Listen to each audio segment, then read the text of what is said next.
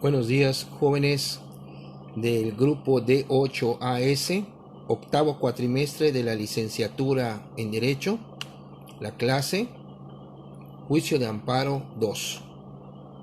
Hoy vamos a concluir el tema de los incidentes en el juicio de amparo.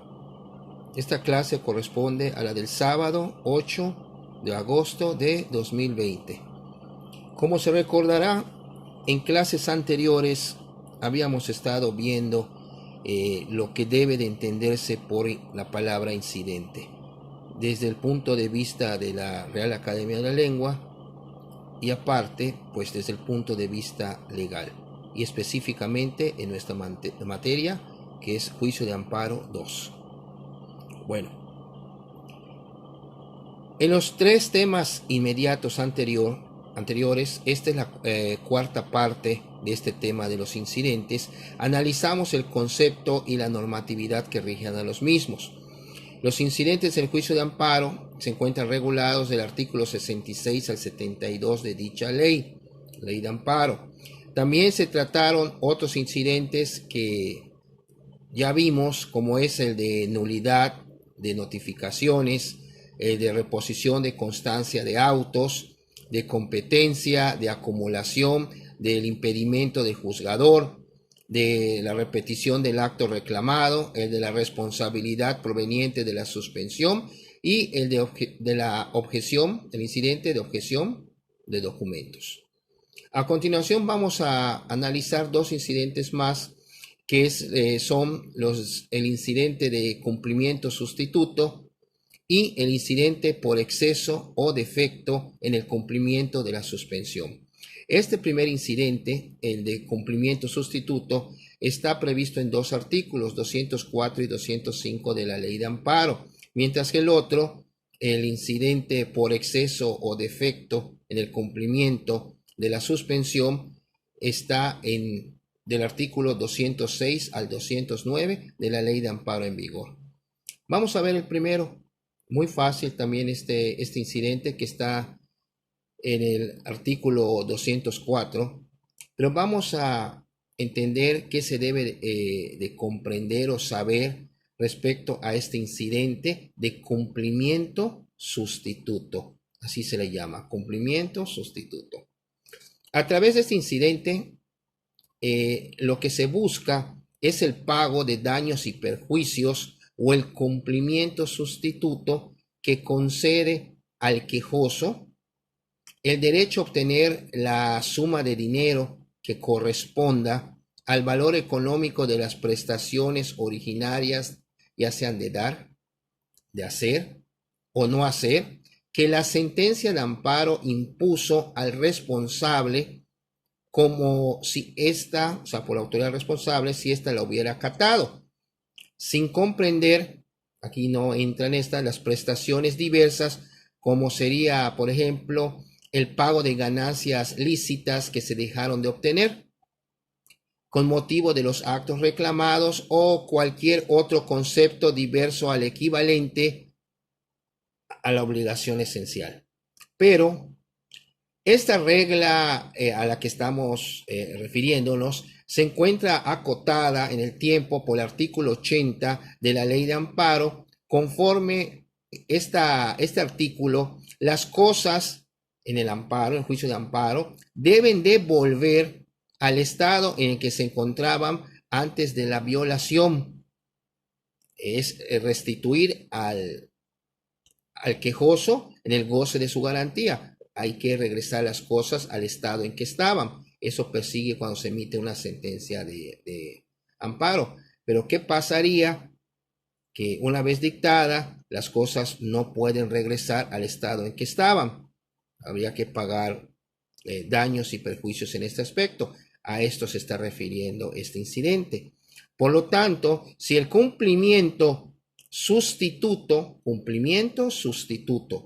consiste en pagar un monto de dinero en vez de la devolución del bien originalmente afectado, el cálculo del avalúo debe retrotraerse. ¿Qué significa retrotraerse? Estamos hablando de cronología. sería retrotraerse en el tiempo y tomar en cuenta el valor que tenía dicho bien, que el valor que tenía en la época en que se violaron las garantías constitucionales del quejoso, y ese valor, una vez determinado, únicamente tendría que actualizarse. Eso significa la palabra retrotraerse, o sea, irse al pasado, el bien que ya pues no se puede pues restituir, pues habría que ver cuál era su valor al momento de la violación de las garantías, y su valor, una vez obtenido, hay que actualizarlo. Dicho incidente será procedente siempre y cuando la ejecución de la sentencia pronunciada en el juicio de amparo afecte gravemente a la sociedad en mayor proporción a los beneficios que pueda obtener el quejoso. O sea, la sentencia, pues sí, la ganó, le deben de restituir el bien o el goce de la garantía en el bien en que esté afectado, pero ¿qué pasa cuando las circunstancias materiales del caso no lo permiten? O sea, ya sea imposible restituirlo o excesivamente gravoso restituir las cosas a la situación en que se encontraban antes de la violación de las garantías del quejoso respecto del acto que reclamó. Esa es la cuestión.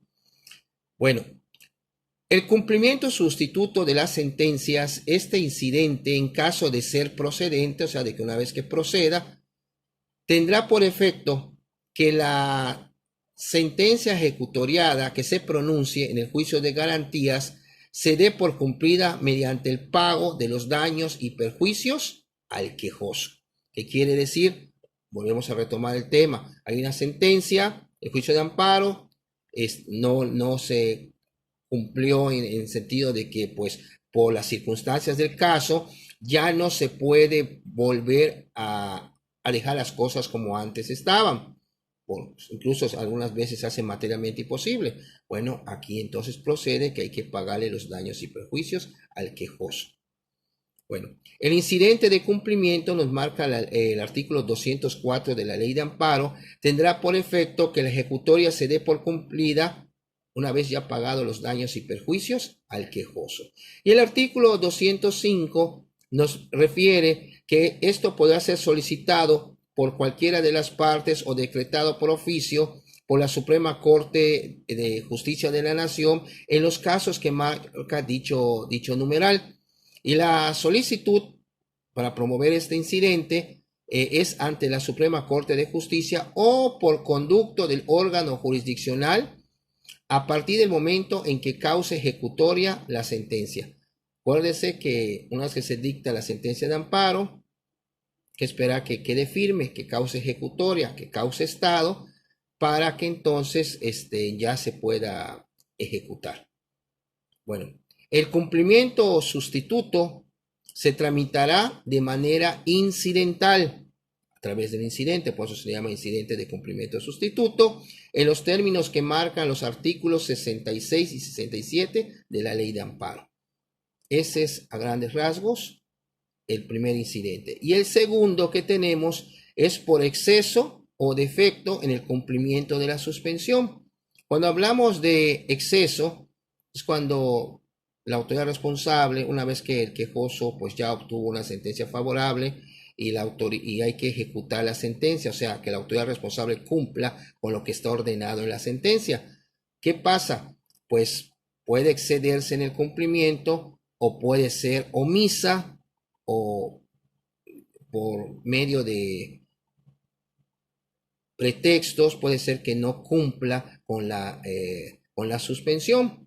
El incidente por exceso de efecto en el cumplimiento de la suspensión tendrá como efectos lo que establece el artículo 209 de la Ley de Amparo y que es al tenor literal el siguiente. El artículo 209 nos indica claramente si como resultado del incidente se demuestra que la autoridad responsable no ha cumplido con la suspensión, que lo ha hecho de manera excesiva o defectuosa o que con notoria mala fe o negligencia inexcusable admitió una fianza o contrafianza ilusoria o insuficiente el órgano judicial en su resolución le va a requerir para que el término de 24 horas cumpla con la suspensión, que rectifique los errores en que incurrió al cumplirla, o en su caso, que subsane las deficiencias relativas a las garantías con el apercibimiento, que de no hacerlo será denunciado o denunciada la autoridad responsable ante el Ministerio Público de la Federación por el delito que establecen las fracciones 3 y 4 del artículo 262 de esta ley. O sea, aquí ya caeríamos en caso de que la autoridad ya no quiera cumplir a pesar del término de 24 horas que le está concediendo la autoridad federal, pues puede ser denunciado ante el Ministerio Público y aquí caeríamos en el ámbito penal. Estamos hablando ya de cárcel. El incidente, dice el 207, se promoverá ante el juez de distrito o el tribunal unitario de circuito si se trata de una suspensión que fue concedida en un amparo indirecto, y ante el presidente del tribunal colegiado de circuito si la suspensión fue concedida en un amparo directo. Aquí tenemos prácticamente los dos incidentes que serían prácticamente los últimos de temario para cerrar el tema de todos los incidentes en el juicio de amparo. El próximo sábado 8 de agosto de 2020, en nuestro horario habitual de clases, vamos a hacer un repaso de estos conceptos que les acabo de mencionar, ¿no?, en nuestra hora de clase, en el chat de la plataforma. Y por favor, toda duda que tengan sobre estos dos incidentes, me lo pueden externar para darle respuesta. El material ya está en plataforma, en PDF, PowerPoint, y en un rato más subiré este video de YouTube. Gracias.